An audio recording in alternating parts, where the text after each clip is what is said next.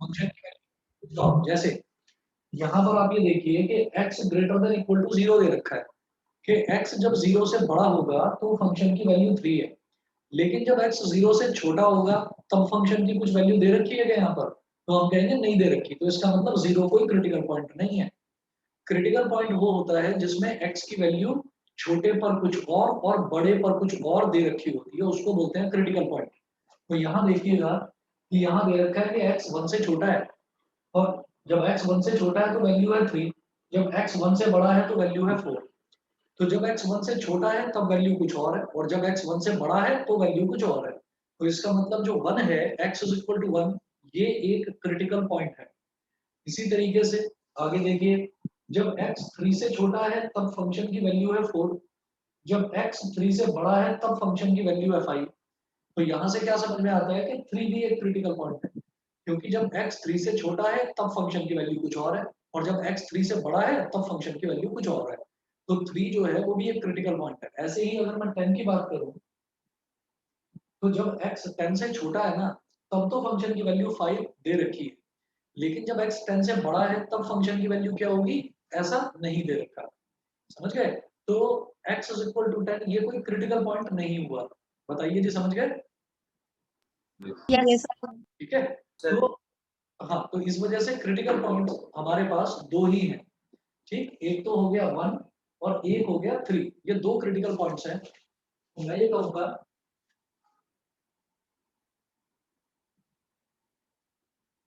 There are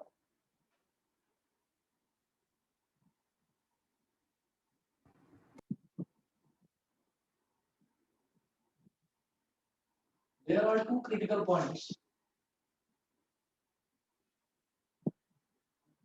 x is equal to 1 and x is equal to 3। ये दो critical points दे रखे हैं, 1 और 3। अब आप ये देखिएगा, मैं पहले 1 की बात करता हूँ, eight x is equal to 1। जब हम 1 की बात करेंगे तो क्या होगा, इसमें हम बोलेंगे कि यहाँ पर LHL निकालो, पहले LHL at x is equal to 1 fx। ये हो जाएगा limit x tending to 1 minus fx is equal to limit h tending to 0 f 1 minus h। ये हो गया। ठीक है, ये करने के बाद में अब मेरे पास f की वैल्यू, मतलब अब मेरे को ये तीन स्टेप तो करने ही होते हैं जब मैं लेफ्ट हैंड लिमिट निकालता हूँ। उसके बाद मैं ये देखूंगा कि जब ब्रैकेट में x दे रखा है, fx दे रखा है, x टेंडिंग टू 1 माइनस, यानी कि x 1 से छोटा है, तब फंक्शन की वैल्यू 3 दे रखी है, उसमें कोई x वाला टर्म ही नहीं है। तो आप ब्रैकेट में fx डालोगे तब भी वो 3 आएगा, आप ब्रैकेट में f2x डालोगे तब भी वो 3 आएगा, आप उसकी वैल्यू 1 माइनस h डालोगे तब भी वो 3 आएगा। ठीक है ना, क्योंकि ये जो 1 माइनस h है, ये वैल्यू मैं कहाँ रखता, ये वैल्यू मैं वहीं तो रखता जहां पर x दे रखा होता। लेकिन ये फंक्शन तो कांस्टेंट फंक्शन है, तो कांस्टेंट फंक्शन का रिजल्ट भी कांस्टेंट ही आता है, सेम आता है। तो आप ये देखिए कि जब यहाँ पर 1 माइनस h है, तो भी मेरा आंसर 3 ही आएगा। x 1 से छोटा है, तो रिजल्ट हमारा आ गया इसका 3। ये सब बच्चों को क्लियर है इतना? Yes sir. ठीक है, चलिए जी, सही है। इसके बाद एक मिनट रुकें।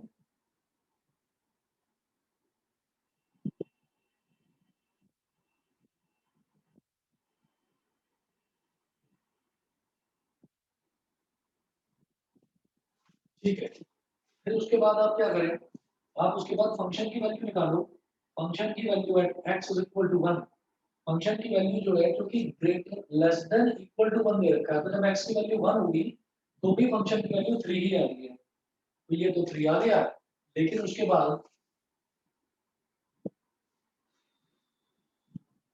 बाद जो है, मैं यहाँ पर RHL जब निकालूंगा, तो RHL at x is equal to 1 fx is equal to limit x tending to 1 plus fx is equal to limit h tending to 0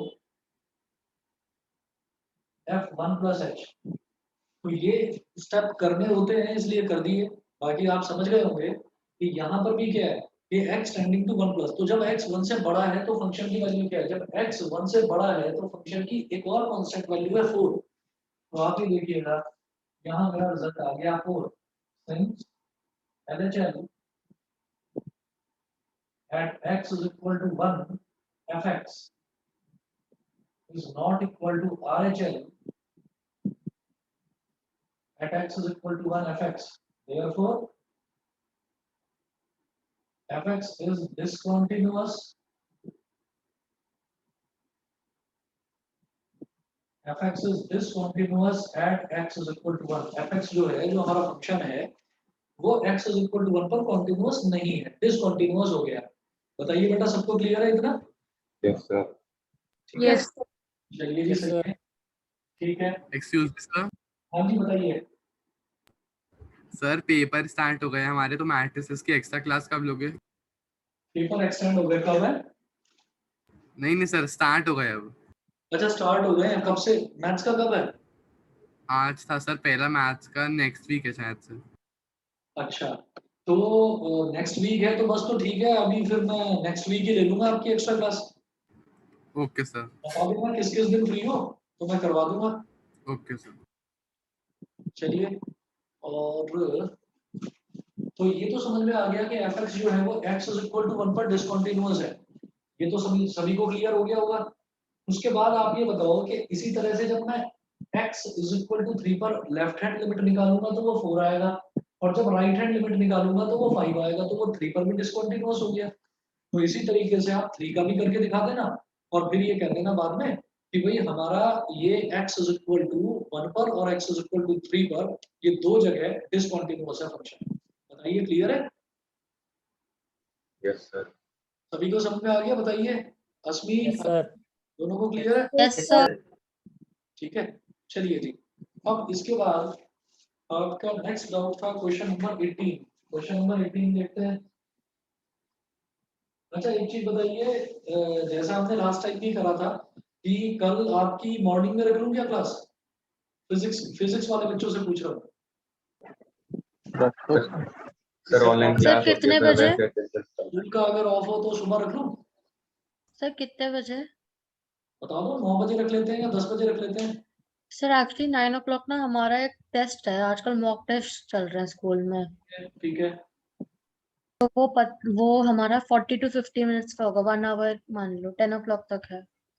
ठीक है। सर मेरी क्लास चलती है सर 12 o'clock तक, वैसे भी अटेंडेंस कम है वरना मैं छोड़ देता। क्या कह रहे हो? सर वो हमारी 12 o'clock तक क्लास चलती है, अच्छा, और स्कूल है? वैसे भी हाँ सर, अटेंडेंस भी कम है वरना मैं छोड़ देता। हाँ हाँ, नहीं कोई बात नहीं, मैं तो बस पहले यही कंफर्म करना चाह रहा था कि स्कूल तो नहीं है। अगर स्कूल है तो पहले स्कूल की क्लास करो। तो 12 बजे तक अगर क्लास है तो मैं आपका अ, एक बजे रख लूं? यस सर, उसमें कोई दिक्कत नहीं। Yes sir. बताओ, अभिनव कुछ बोल रहे थे? सर 1 बजे मेरी होती है। 1 बजे तुम्हारी होती है तो 12 और वहाँ बजे, से 2:30 बजे तक फ्री हो जाऊंगा सर मैं सारी क्लासेस से। 2:30 बजे तक सारे बच्चे फ्री हो जाएंगे क्या? मैं 3 बजे रख लूं क्लास? बताइए। हाँ जी सर 3 बजे रख लो। 3 बजे किसी भी बच्चे को अगर प्रॉब्लम हो कल दोपहर में, मतलब कल जो हम फिजिक्स की जो क्लास होगी वो दोपहर में 3 बजे रख लूं? प्रबल, वंशिका, यस सर। कनिष्का, एकांश, Yes, sir. बताइए, ऐश्वर्या, आदित्य, किसी को कोई प्रॉब्लम तो नहीं है ना? Yes sir, no problem. No, sir. मैं अभी के लिए 3 बजे का टाइम रख लेता हूँ। अगर बाकी फिजिक्स वाले बच्चों से एक बार पूछ लूंगा, अगर उनको कोई अलग टाइम होगा तो फिर मैं बता दूंगा आपको, लेकिन 3 बजे का आप मानकर चलिए।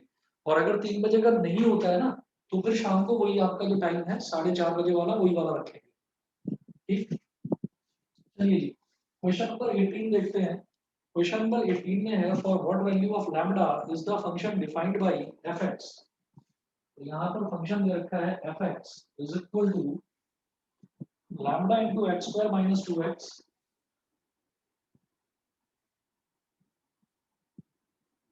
lambda into x square minus 2x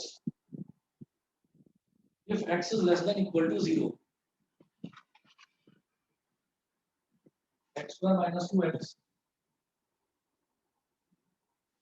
इधर दिखाई नहीं देगा तो थोड़ा नीचे लिख रहा हूँ बेटा। if x is less than equal to 0 और दूसरी कंडीशन दी है 4x plus 1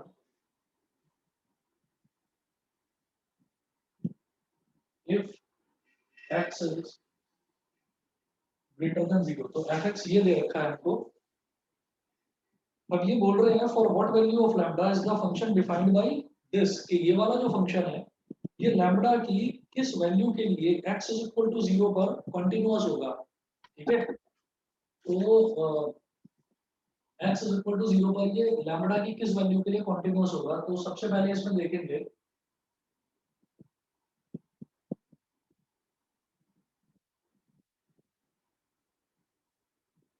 given that fx is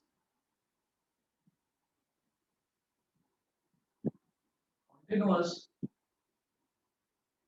at x is equal to 0 fx जो है वो x is equal to 0 पर continuous है ये हमको दे रखा है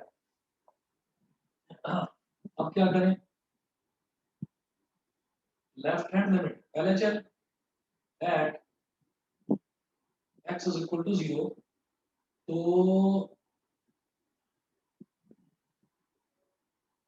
LHL at x is equal to 0 fx is equal to RHL at x is equal to 0 fx is equal to f0 ठीक है is equal to f0 तो ये तीनों वैल्यूज इक्वल होंगी इन तीनों में से कोई दो वैल्यूज लेकर चलो क्योंकि मेरा एक ही अननोन एक ही है लैम्बडा आप ये देखिएगा कि यहाँ पर दे रखा है x is less than equal to 0 तो less than 0 x is less than 0 x is less than 0 का मतलब क्या हुआ कि वो आपसे लेफ्ट हैंड लिमिट अगर आप कैलकुलेट करोगे तो भी आपका फंक्शन ये है ठीक है लेफ्ट हैंड लिमिट अगर आप कैलकुलेट करोगे तो भी फंक्शन ये है और अगर आप फंक्शन की वैल्यू कैलकुलेट करोगे x is equal to 0 पर तो भी फंक्शन की वैल्यू ये है और अगर आप राइट हैंड लिमिट कैलकुलेट करोगे तो फंक्शन की वैल्यू ये है तो मैं लेफ्ट हैंड लिमिट कैलकुलेट करने से ज्यादा बेटर समझता हूँ कि फंक्शन की वैल्यू ले लूं तो मैं ये कहूंगा f0 is equal to RHL at x is equal to 0 fx ठीक है तो यहाँ पर क्या हुआ कि मैंने इन दोनों को ले लिया ये तीसरा भी इक्वल है चाहो तो ले लो फालतू में लंबा हो जाएगा क्वेश्चन बस दो वैल्यू लो उसी से आपका आंसर निकल जाएगा f0 क्या होगा f0 होगा lambda into x square minus 2x दे रखा है ना ठीक है तो 0 स्क्वायर माइनस 2 into 0 अच्छा ठीक है ये हो गया is equal to right hand limit क्या हो जाएगा limit x tending to 0 plus fx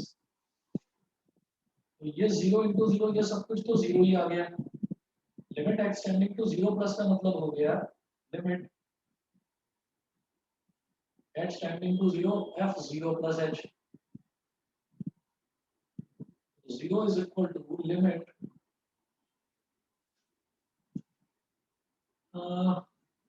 ये तो 0 आ गया गड़बड़ लग रहा है चलो देखते हैं fh अब क्या होगा यहां से 0 is equal to limit h tending to 0 4h plus 1 यहाँ से तो 0 is equal to 1 आ रहा है ये तो क्वेश्चन 0 is equal to 1 आ गया ये तो 0 is equal to 1 यहाँ लिखो which is not possible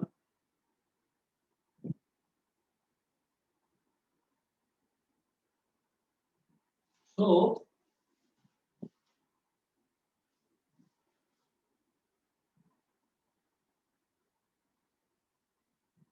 0 is equal to 1 आ गया ये तो पॉसिबल ही नहीं है और इस क्वेश्चन में क्या पूछा गया है ये देखिएगा क्वेश्चन में ये पूछा गया है for what value of lambda is the function defined by this is continuous at x is equal to 0 तो उन्होंने बोला कि लैम्डा की किस वैल्यू के लिए ये x इज इक्वल टू 0 पर ये फंक्शन कॉन्टिन्यूअस होगा। हम ये कहेंगे कि कॉन्टिन्यूअस होने के लिए ये तीनों चीजें 1, 2 और 3 ये तीनों के तीनों इक्वल होने चाहिए ना, वो तीनों इक्वल ही नहीं आ रहे हैं। मैंने इसमें से ये दो चीजें ली हैं तो 0 इज इक्वल टू 1 आ गया। 0 इज इक्वल टू 1 का मतलब ही ये है कि ये चीज जो है ये एग्जिस्ट नहीं कर रही है, तो इसका मतलब ये है कि it can not be continuous. आप लिखेंगे fx cannot be continuous, fx cannot be continuous at x is equal to 0 for any value of lambda। बताइए जी, क्लियर है? Yes sir. और आंसर देख लीजिए, ये दे रखा है क्या? यस सर, यही दिया है कि कोई वैल्यू नहीं होगी, मतलब at no value of no lambda. Value of lambda f is continuous at x is equal to 0। ठीक है, उसके बाद इस क्वेश्चन में एक चीज इन्होंने और पूछी है, what about continuity at x is equal to 1। x is equal to 1 पर क्या होगा उसकी कॉन्टिन्यूटी बताइए। तो आप ये देखिएगा ये x is equal to 1 का मतलब क्या है। x is equal to 1 का मतलब ये है कि वो इनमें से कौन सी कैटेगरी में लाई कर रहा है। एक तो कैटेगरी ये दे रखी है कि x is less than equal to 0। Less than equal to 0 का मतलब ये है कि x अगर 0 होगा तो भी फंक्शन की वैल्यू ये है, x अगर 0 से छोटा होगा यानी कि कोई नेगेटिव वैल्यू होगी तो भी फंक्शन की वैल्यू ये है। ठीक है, तो उसको तो छोड़ दो क्योंकि x इज इक्वल टू 1 पर निकालना है मेरे को, तो लेस देन 0 वाला तो नहीं ले सकते। हाँ, x greater then 0, x greater then 0 में हमारा 1 भी लाई करेगा, तो इसका मतलब x इज इक्वल टू 1 पर अगर मेरे को निकालना है तो वो x ग्रेटर देन 0 वाली कैटेगरी में लाई करेगा। तो आप ये देखिएगा to check quantity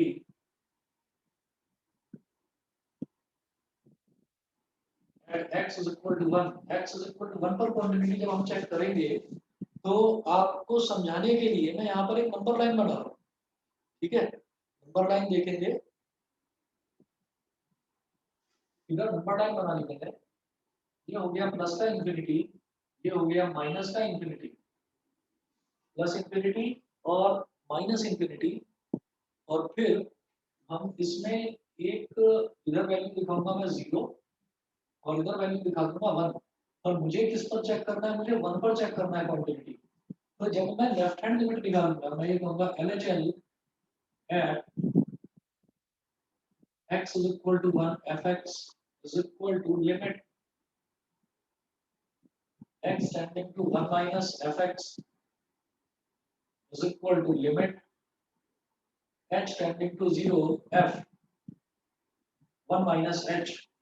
अब जरा देखिए ये 1 माइनस एच जो आया है, इस 1 माइनस एच से मुझे क्या समझ में आता है कि जो हमारा x है ना, जो हमारा x है वो 1 से मामूली सा छोटा है, x टेंडिंग टू 1 माइनस, ये x जो है वो 1 से मामूली सा छोटा है, बहुत थोड़ा सा छोटा है वो उससे।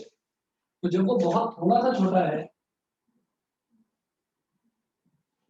तो जब वो उससे बहुत थोड़ा सा छोटा है तो इसका मतलब वो तब भी 0 से बड़ा तो होगा ही ना। ये बात समझ में आ गई? क्योंकि जब मैं लेफ्ट हैंड लिमिट निकालता हूं तो लिमिट का मतलब ही ये है कि आप अगर लेफ्ट हैंड लिमिट निकाल रहे हैं तो जिस पॉइंट पर लिमिट निकाल रहे हैं वैल्यू उससे थोड़ी सी छोटी लेनी है। जब राइट हैंड लिमिट निकाल रहे हैं तो वैल्यू उससे थोड़ी सी बड़ी लेनी है, बहुत ज्यादा बड़ी नहीं, बहुत मामूली सी बड़ी। ठीक है, और इसी तरह से बहुत मामूली सा छोटा लेना है, तो 1 से थोड़ा सा छोटा क्या हो जाएगा 0.9 या 0.8। अगर 0.8 भी है ना, तो भी वो 0 से तो बड़ा है, और जब वो 0 से बड़ा है तो इसका मतलब fx क्या आएगा 4x + 1 आएगा। समझ गए कि नहीं बताइए? Yes, sir. Yes sir. Yes sir. सभी को क्लियर है ना? चले आगे। Yes, sir. तो इसका मतलब ये है कि यहाँ पर भी हमारा ये वाला फंक्शन आएगा 4x + 1। तो मैं लेकर चलूंगा limit h tending to 0 4x + 1, तो x की जगह क्या आएगा 1 minus h, 4 × 1 minus h + 1, limit h tending to 0 4 × 1 कितना हो गया 4, और ये हो गया -4h और प्लस का 1। तो अब कोई ऑप्शन नहीं बचा मेरे पास, अब h की वैल्यू 0 ढालनी पड़ेगी। तो ये तो 0 हो गया और ये बचा 4 + 1, तो ये वैल्यू आ गई हमारी 5। तो लेफ्ट हैंड लिमिट आ गया 5। लेफ्ट हैंड लिमिट के बाद देखेंगे राइट हैंड लिमिट।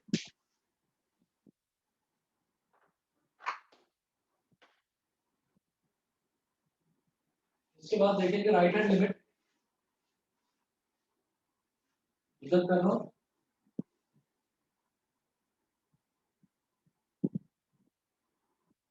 क्वेश्चन लिखा हुआ है उसको नहीं मिटा रहा हूँ, तो ऊपर ही हो जाएगा।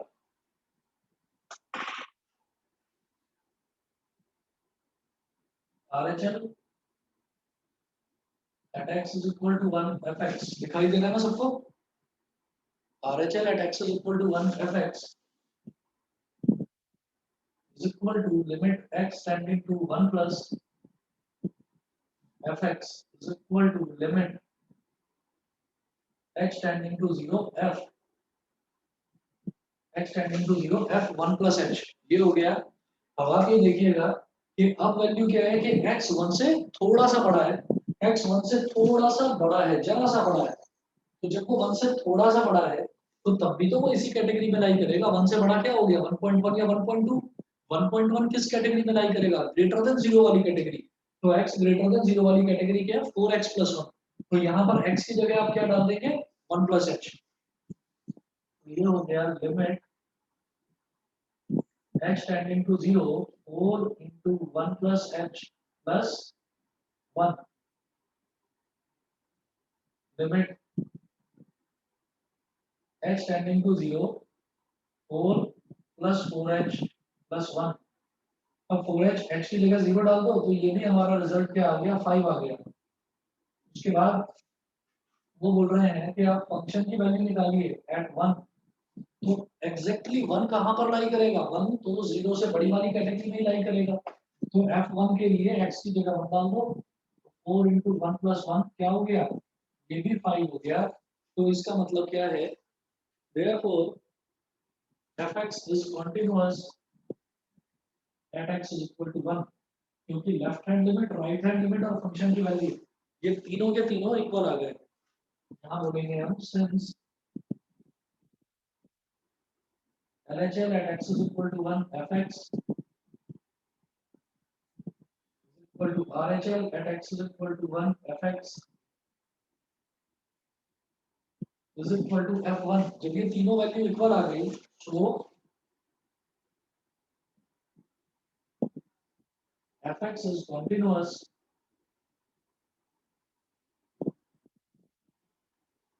at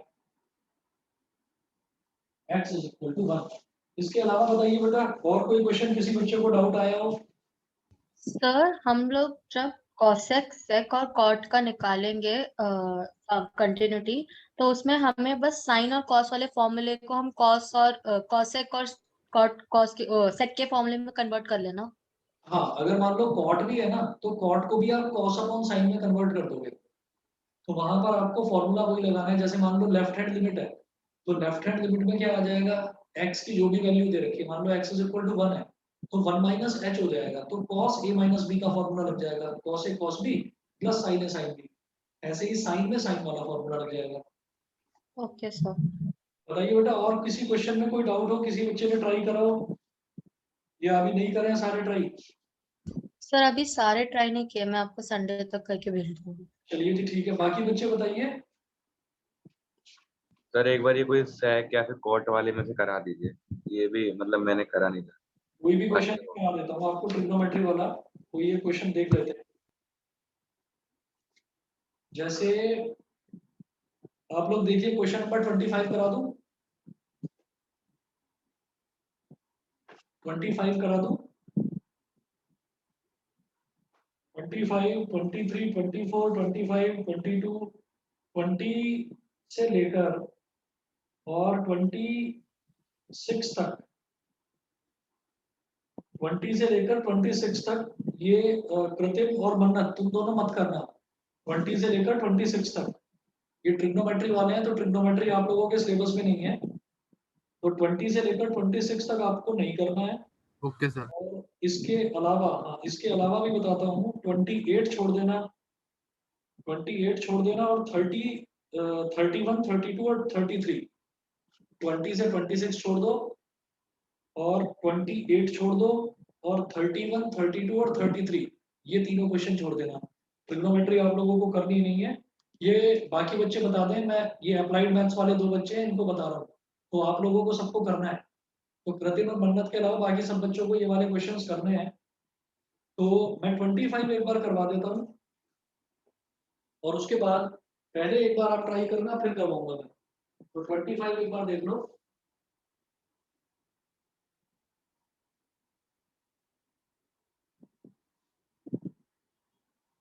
सर मैं वो कह रहा था कि 22 वाले क्वेश्चन में है ना कि discuss the continuity of cosecant second and cotangent function. हाँ सर हाँ सर 22 उसमें करा से दीजिए। करा दीजिए। हाँ cos सर। x sec। तो इसमें कोसाइन वाला तो कॉस हो गया और कोसेक वाला हो गया कॉसेक, तो कॉसेक वाला करा दूं? यस सर कोसेक करा दीजिए। Yes sir. ठीक है, कॉसेक वाला करते हैं।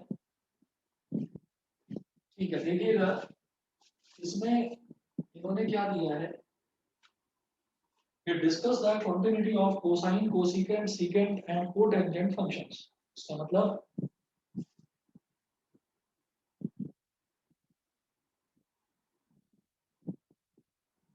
Cosecant function,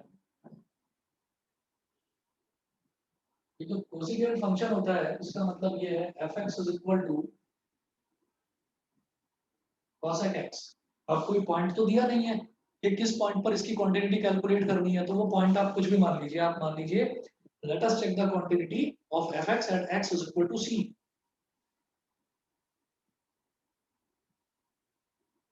late us check the quantity of fx at x is equal to c। x is equal to c पर चेक करते हैं क्वांटिटी। तो देखिएगा NHL at x is equal to c fx is equal to limit x tending to c minus fx is equal to limit h tending to 0 f c minus h। अब क्या करो, fx क्या था, fx था cosec x, तो बस आप क्या रख देंगे cosec c minus h limit h tending to 0 cosec c minus h। ठीक है, इतना हो गया। अब क्या करेंगे, ये जो कॉसेक है, कॉसेक का फॉर्मूला मुझे नहीं पता, मुझे क्या किसी को भी नहीं पता, कॉसेक का कोई करता नहीं है, साइन कॉस और टेन के ही सब करते हैं। तो कॉसेक का फॉर्मूला क्या हो गया, इसको आप साइन में कन्वर्ट कर दो, limit h tending to 0 1 upon sine c minus h। अब जो साइन c माइनस h है इसको एक्सपेंड करो, तो साइन a माइनस b का फॉर्मूला लगा देंगे, limit h tending to 0 1 upon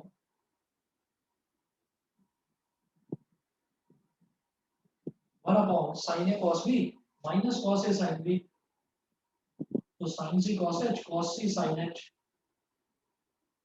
अब मेरे पास कोई ऑप्शन नहीं है, तो अब मैं क्या करूंगा, अब मैं h की जगह 0 ही डाल दूंगा सीधा सीधा। तो क्या हो गया 1 अपॉन साइन c और cos 0 minus cos c multiplied by sine 0। और आप जानते हैं कि cos 0 की वैल्यू 1 होती है और साइन 0 की वैल्यू 0 होती है। उत्तर करूंगा मैं,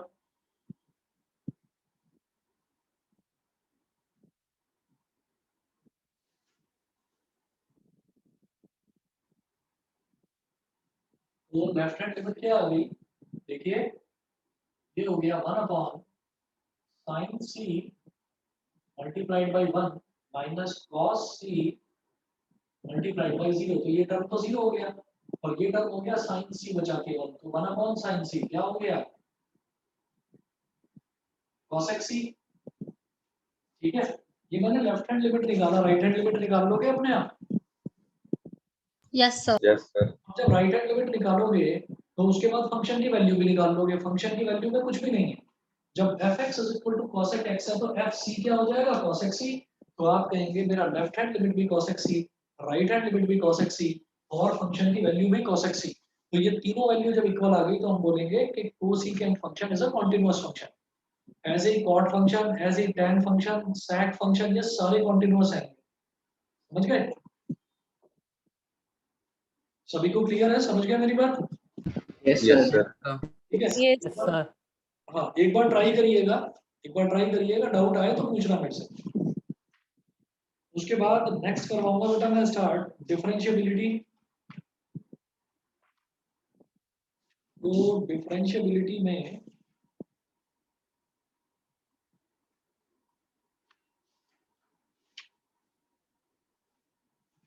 एक मिनट वेट करिए, बस पानी पी रहा हूँ, फिर करवाता हूँ ये टॉपिक।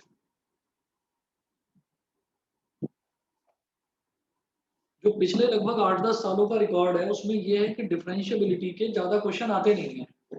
पिछले 10 साल में बस 2 बार ही ऐसा हुआ है कि डिफरेंशिएबिलिटी का क्वेश्चन आया है, लेकिन उसके बावजूद भी मैं करवाता हूँ आपको।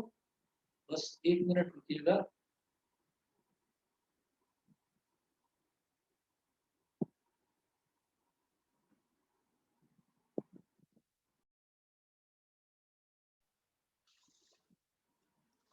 चलिए बता दो बेटा, ये वाला हो गया, सबने कर लिया? Yes sir. Yes sir. ठीक है।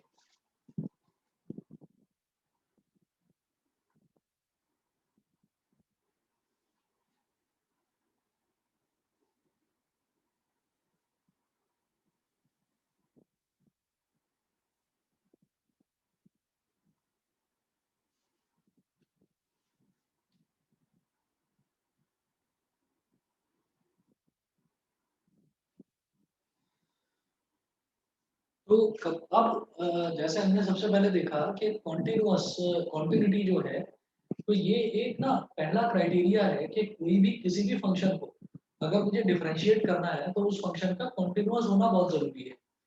उसके बाद दूसरा क्राइटेरिया ये है कि अगर किसी भी फंक्शन को हमें डिफरेंशिएट करना है तो उसका डिफरेंशिएबल होना बहुत जरूरी है। डिफरेंशिएबल का मतलब क्या होता है कि वो डिफरेंशिएट होने के लायक है या नहीं है। तो ऐसे फंक्शंस को हम चेक करते हैं, उनकी हम डिफरेंशिएबिलिटी चेक करते हैं। तो जैसे क्वांटिटी चेक करी जाती है, उसमें हमारा left hand limit, right hand limit और फंक्शन की वैल्यू, ये तीनों की तीनों वैल्यूज जब इक्वल होती हैं तो हम ये बोल देते हैं कि फंक्शन कॉन्टिन्यूअस है। इसी तरीके से हम ये देखना चाहते हैं अब कि कोई फंक्शन डिफरेंशिएट होने के लायक है या नहीं, मतलब वो डिफरेंशिएबल है या नहीं। तो वो चेक करने के लिए मुझे डिफरेंशिएबिलिटी चेक करनी पड़ती है। डिफरेंशिएबिलिटी चेक करने के लिए मुझे दो चीजें कैलकुलेट करनी पड़ेगी।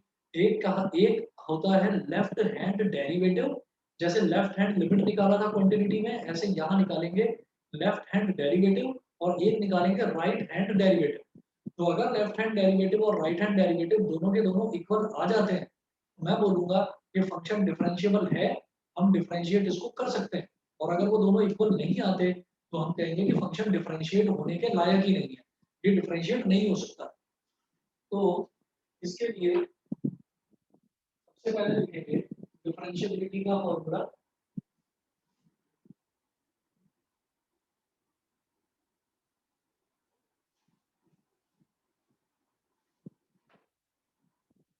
लिख डालेंगे differentiability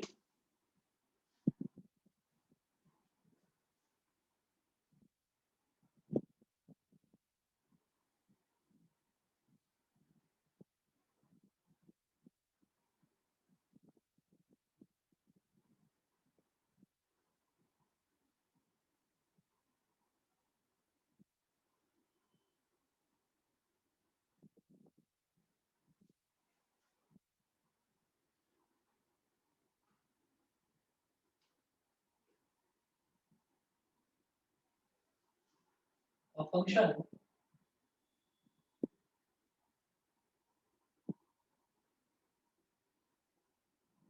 a function is said to be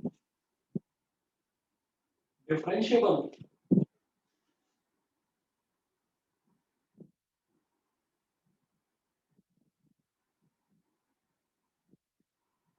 at any point x is equal to a if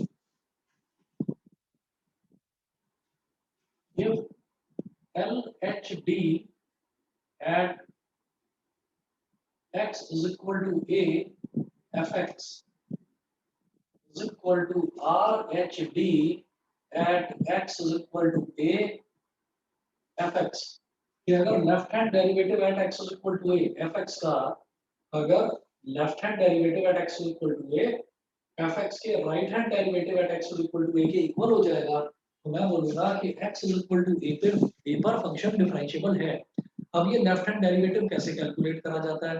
क्या ये लिमिट की तरह ही है? थोड़ा बहुत लिमिट की तरह है, लेकिन एक छोटा सा फॉर्मूला होता है, लिखते हैं जरा।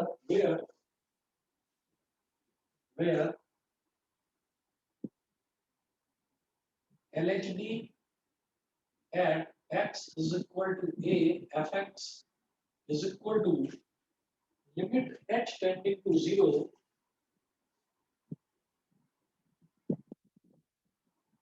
limit h tending to 0 f a minus h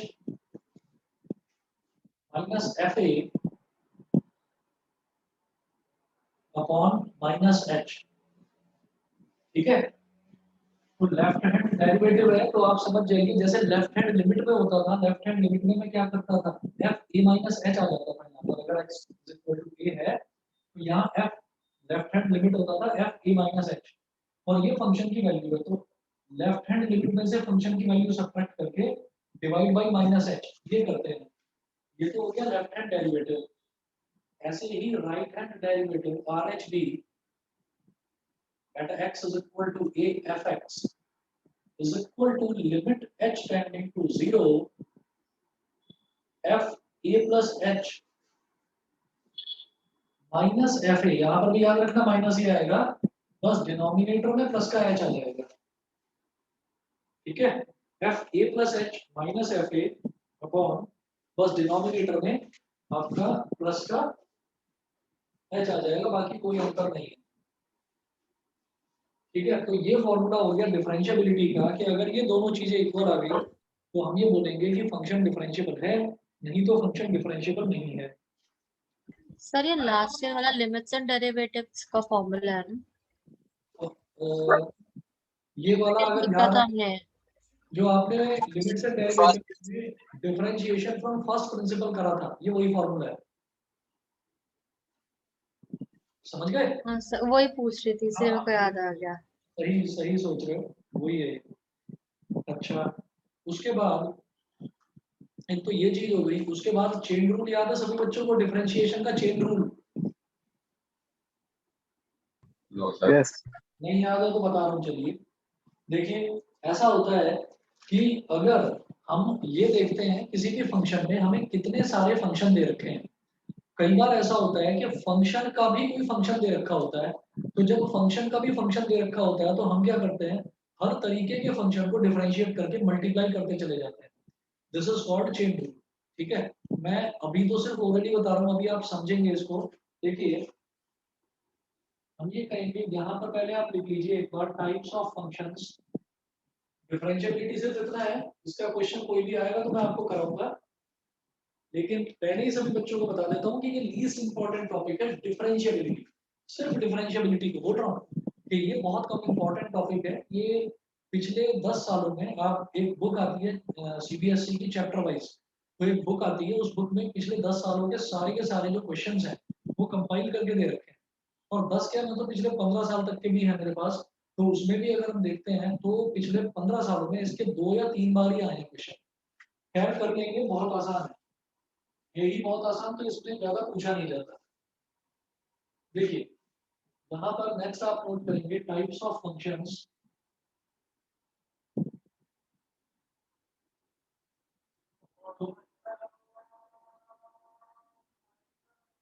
जो फंक्शंस हैं, फंक्शंस तो होते तो बहुत टाइप के हैं, लेकिन हम यहाँ पर देखेंगे डिफरेंशिएबल फंक्शंस जो हैं उनकी कैटेगरी बनाऊंगा मैं यहाँ पर।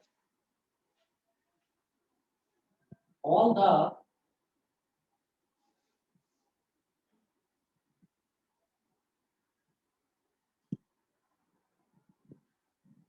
Differentiable functions can be all the differentiable functions can be broadly classified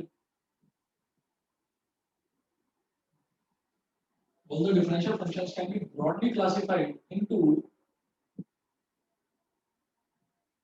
5 categories. 5 categories में डिवाइड कर देते हैं हम जितने भी डिफरेंशिएबल फंक्शंस हैं उनको। तो ये जो कैटेगरीज हैं इसको हम बोलते हैं, एक तो होता है बेटा inverse trigonometric, inverse trigonometric, inverse trigonometric function. दूसरा होता है लॉगरिथमिक फंक्शन,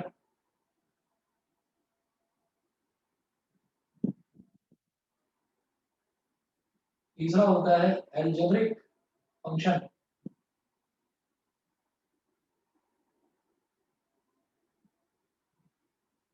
चौथा होता है ट्रिग्नोमेट्रिक फंक्शन,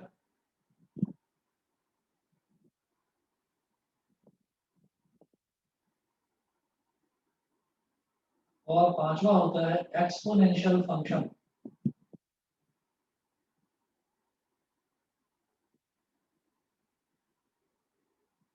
तो ये हो गया ILATE, आइलेट। आइलेट, तो आइलेट जो है ये हमारे 5 फंक्शंस होते हैं, इसको इसी सीक्वेंस में याद रखना। आइलेट ऐसा क्यों बता रहा हूँ, क्योंकि अभी तो हम डिफरेंशिएशन स्टार्ट कर रहे हैं, तो डिफरेंशिएशन के बाद में इंटीग्रेशन में भी इसी सीक्वेंस में फंक्शंस की हमको जरूरत पड़ती है। जब हम इंटीग्रेशन में कोई दो फंक्शंस का मल्टीप्लिकेशन को इंटीग्रेट करते हैं तो हमें ये जो है एज्यूम करना पड़ता है कि फर्स्ट फंक्शन किसे मानना है और सेकंड फंक्शन किसे मानना है। तो इस कैटेगरी में जो फंक्शन ऊपर लाई कर रहा है, मान लो किसी भी एक फंक्शन में 2 फंक्शन दे रखे हैं, एक लॉगरिथमिक दे रखा है और एक ट्रिग्नोमेट्रिक दे रखा है, तो यहाँ पर इस सीक्वेंस के हिसाब से लॉगरिथमिक ऊपर लाई कर रहा है और ट्रिग्नोमेट्रिक नीचे लाई कर रहा है, तो लॉगरिथमिक फंक्शन को मैं फर्स्ट फंक्शन मानूंगा और ट्रिग्नोमेट्रिक को सेकंड मानूंगा। तो इसलिए इसको आप याद रखिएगा कि ये सीक्वेंस आपको याद रहे, I let, I for inverse trigonometric function, L for logarithmic function, A for algebraic, E for trigonometric and E for exponential। ठीक है, तो अब कुछ एग्जांपल्स हम देखेंगे, उन एग्जांपल से आपको समझ में आ जाएगा। मुझे ये बताइए डिफरेंशिएशन के फॉर्मूले सब बच्चों को पता है या मैं दोबारा से बताऊं? जो 11th क्लास में करे थे डिफरेंशिएशन के फॉर्मूले सबको पता है या दोबारा बताऊं? दोबारा बता दीजिए सर एक बार बता दीजिए। बता दी। एक काम करिए, हमें सबसे पहले फंक्शंस हमको पता चल गया कि फंक्शंस हमको 5 तरीके के फंक्शन हमको यूज करने होंगे यहाँ पर। हम डिफरेंशिएशन के आप फॉर्मूले नोट करें, फॉर्मूले हैं इसके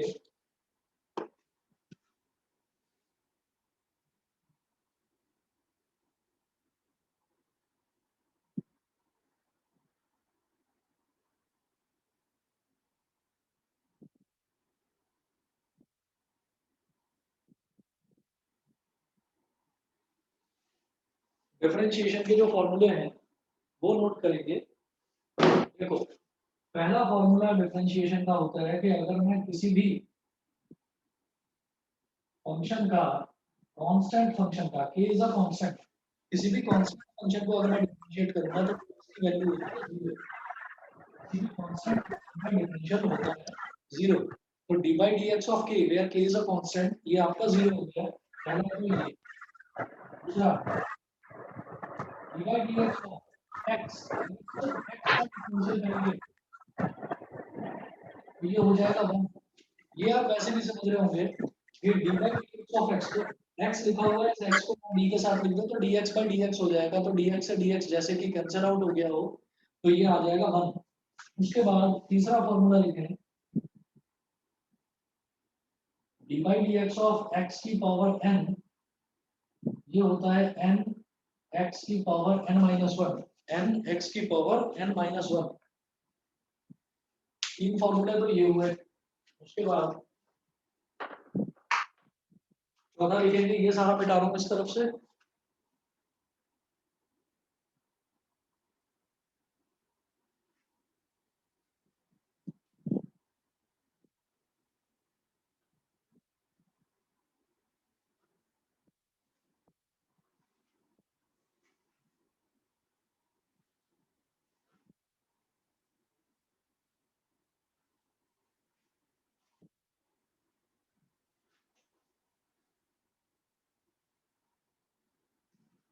चौथा फॉर्मूला नोट करें,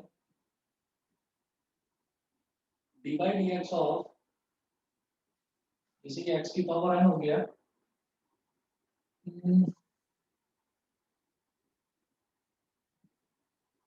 साइन एक्स का डिफरेंशियल होता है कॉस एक्स।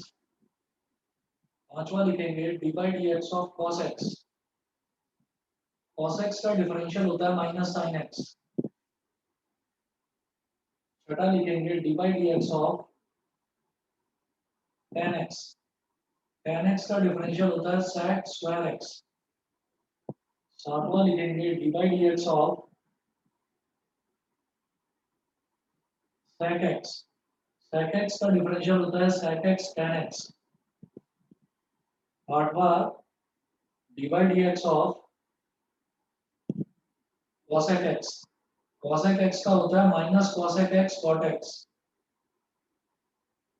नौवां लिखेंगे d by d x of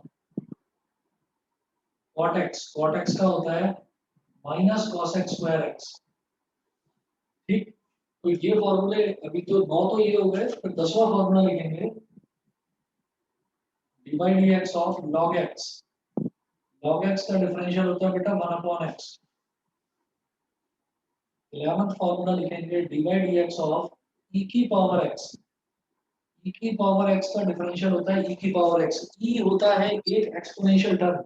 सभी बच्चे ध्यान से सुनिएगा, आप लोग अब 12th में हो, कभी भी अगर आपका जैसे 80 मार्क्स का मैथ्स का एग्जाम होता है, तो 80 मार्क्स का जो मैथ्स का एग्जाम है उसमें आपका जो टोटल तो 100 नंबर का है, 20 नंबर का जो वाइवा है, तो हमेशा याद रखिएगा कि एक टर्म है जो आप लोग बचपन से पढ़ते आ रहे हैं, वो टर्म है पाई। ये आप सब बच्चे पढ़ते आ रहे हैं बचपन से, पाई को आप बोल देते हो 22/7। ये है नंबर्स में, और जब मैं बात करता हूँ इसकी एंगल के कंटेक्स्ट में, तो पाई आपका 180 डिग्री के इक्वल होता है। ठीक है, तो इस वाले को तो अभी छोड़ो, अभी मैं इसकी बात करता हूँ 22/7। और 22/7 जो है ये हमेशा याद रखिएगा कि ये इसकी एग्जैक्ट वैल्यू नहीं होती। तो pi is approximately equal to 22/7। ये अप्रोक्सीमेटली 22/7 के इक्वल होता है। ठीक है, और इसी तरीके से कई बार आपको क्वेश्चन में भी दिया होता था, आपने देखा होगा 9th में, 10th में, 11th में, कि take pi is equal to 3.14। किसी में दे रखा होता था 3.1428। तो ये वैल्यू आपको दे रखी होती थी। तो हमेशा याद रखिएगा कि पाई की कोई एग्जैक्ट वैल्यू नहीं होती, ये अप्रोक्सीमेट वैल्यू है 22/7। तो पाई को जनरली पाई ही माना जाता है। ठीक, हाँ जी बताइए।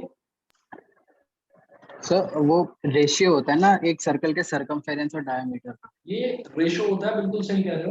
तो ये 22/7 रेशो होगा। लेकिन क्या कहा जाता है, देखिए कुछ चीजें ना कॉन्ट्राडिक्टरी है। जैसे हम ये कहते हैं कि हमने रैशनल और इररेशनल नंबर, दो तरीके के नंबर सबने पढ़े थे। तो रैशनल नंबर वो होता है जो, अगर बेसिक डेफिनेशन देखी जाए, जो शायद 5th या 6th क्लास में बच्चों को मैथ्स में बता दी जाती है, कि रैशनल नंबर वो होते हैं any number that can be expressed in the form of p upon q where q is not equal to 0। तो वो रैशनल होता है। और उसके अलावा हमको ये भी बताया जाता है, ये 10th क्लास में बता दिया जाता है, कि अगर अंडर रूट के अंदर, स्क्वायर रूट के अंदर अगर कभी भी कोई इम्परफेक्ट स्क्वायर लिखा हुआ होगा, जैसे कि 2 अंडर रूट 2, वो इररेशनल होता है क्योंकि 2 एक परफेक्ट स्क्वायर नहीं है। अंडर रूट 3 वो भी एक इररेशनल होगा क्योंकि अंडर रूट के अंदर लिखा हुआ 3 वो भी एक परफेक्ट स्क्वायर नहीं है। लेकिन अंडर रूट 4, वो 4 क्या है, 4 एक परफेक्ट स्क्वायर है, वो 2 का स्क्वायर है। तो इस वजह से अंडर रूट 4 को मैं इररेशनल नहीं बोलूंगा। तो इम्परफेक्ट स्क्वायर्स, जितने भी इम्परफेक्ट स्क्वायर्स हैं, उनका आप स्क्वायर रूट निकालेंगे तो वो इररेशनल नंबर आएगा। अब इसी तरह से हमने ये भी वहां पर बताया था कि पाई के जो मल्टीपल्स होते हैं, तो पाई जो होता है वो भी एक इररेशनल नंबर होता है। तो जब ये बता दिया गया कि पाई एक इररेशनल नंबर है, तो फिर ये चीज तो कॉन्ट्राडिक्टरी हो गई ना, पाई इज इक्वल टू 22/7। क्यों? क्योंकि here pi is 22/7 which is expressed in the form of p upon q where q is not equal to 0। तो जो डिनोमिनेटर है वो 0 के बराबर नहीं है। इसका मतलब जो पाई है वो तो रैशनल हो गया ना, तो उसको इररेशनल क्यों बोल रहे हो? उसको इररेशनल इस वजह से बोला जाता है क्योंकि ये अप्रोक्सीमेट वैल्यू है, इसकी एग्जैक्ट वैल्यू नहीं है। सभी को क्लियर है ये बात? Yes sir. इसी तरीके से ज्यादातर मैथमेटिकल कैलकुलेशंस में, अब स्टार्टिंग फ्रॉम 12th स्टैंडर्ड आप ये देखेंगे कि आगे जो भी बच्चे एडवांस भी मैथमेटिक्स पढ़ते हैं तो वहां पर आपको पाई की वैल्यू 22/7 डालने की भी जरूरत नहीं पड़ेगी। कई जगह आपको आपके टीचर्स ही ये बोल दिया करेंगे कि आंसर को पाई में छोड़ दो, क्योंकि अब यहाँ से आपको ये चीज समझ में आ जाएगी कि दो टर्म्स ऐसी होती हैं जो जिनको जैसे हैं उनको उसी तरीके से छोड़ दिया जाता है, उसमें ज्यादा कैलकुलेशन नहीं करी जाती until and unless you are asked to do so। तो इसी वजह से कई क्वेश्चंस में आपने 9th में 10th में लिखा हुआ देखा होगा कि take pi is equal to 22/7, take pi is equal to 3.14। जब भी आप देखेंगे कि किसी भी स्टैंडर्ड बुक को उठाएंगे, चाहे आर एस अग्रवाल चाहे आर डी शर्मा, तो उसमें जब क्वेश्चन दे रखे होते हैं ना एनसीईआरटी के या सीबीएसई के, तो उन क्वेश्चंस में पाई की वैल्यू मेंशन होती है क्वेश्चन में। वो बोलते हैं कि पाई की वैल्यू ये लेनी है, लेकिन एडवांस मैथमेटिक्स में आप कहेंगे कि पाई की वैल्यू को पाई ही छोड़ देते हैं। उसी तरह से एक दूसरा टर्म होता है बेटा ई, इसको बोलते हैं एक्सपोनेंशियल टर्म। तो ई जो है it is greater than 1, it is less than 2। ठीक, शायद ही आपको किसी ने बताया होगा, ध्यान रखिएगा कि ई जो है वो 1 से बड़ा होता है और 2 से छोटा होता है। तो ई जो है ई भी एक कांस्टेंट है, लेकिन इसकी एग्जैक्ट वैल्यू क्या है ये किसी को भी नहीं पता। इसकी जो एग्जैक्ट वैल्यू है वो किसी को नहीं पता। तो ई जो है वो हमेशा 1 से बड़ा होता है और 2 से छोटा होता है। तो इस वजह से जब इसकी एग्जैक्ट वैल्यू हमें पता ही नहीं, तो हम ई को ई ही ले लेते हैं। समझ गए? ये जो है वो इसेंट्रिसिटी है। ना इसेंट्रिसिटी नहीं है, इसको एक्सपोनेंशियल टर्म बोलते हैं। वो इसेंट्रिसिटी तो आपने उसमें देखा था पैराबोला में, हाइपरबोला में। ठीक है, तो ये ई जो है ये वो नहीं है। ठीक है, चले आगे। ठीक है, चलिए, एक तो ये हो गया ई की पावर एक्स। उसके बाद अगला फॉर्मूला इसका नोट करें। अगला फॉर्मूला है कि अगर ए की पावर एक्स हो जाए, ए क्या है, ए कोई भी कांस्टेंट है, dy dx of a raised to the power x, a raised to the power x ये है a की पावर x log a। तो ये फॉर्मूले हैं, ये फॉर्मूले आप नोट करिए। इसके अलावा इसके 3 रूल्स होते हैं, प्रोडक्ट रूल, क्वोशिएंट रूल और चेन रूल। तो वो आपका नेक्स्ट क्लास में मैं कंटिन्यू करता हूँ। ठीक है, और अभी इस बैच में जितने भी बच्चे जो फिजिक्स वाले हैं उन सबको बता देता हूँ कि अभी के लिए कल फिजिक्स की क्लास दोपहर में 3 बजे होगी। ठीक है, और बाकी जो अलग से फिजिक्स वाले बच्चे हैं उनसे एक बार मैं पूछकर तब ग्रुप पर कंफर्म करके डाल दूंगा। ठीक है।